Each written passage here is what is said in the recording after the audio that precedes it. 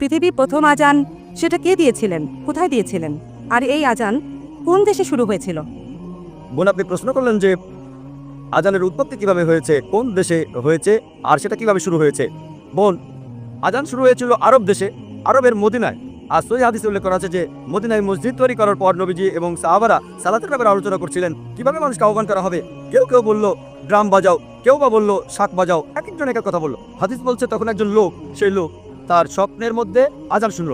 সে শুনল আজানের আওয়াজ, যেটা আমি আগে বলেছিলাম, মানুষের কণ্ঠে। খবরটা তখন নবীজির কাছে পৌঁছে গেল।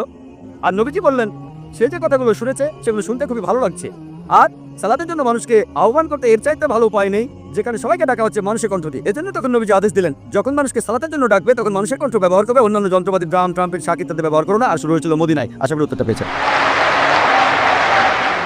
দিনর মুজাসির ইউটিউব চ্যানেল দিন প্রচারের ক্ষেত্রে সবসময় এক পা এগিয়ে।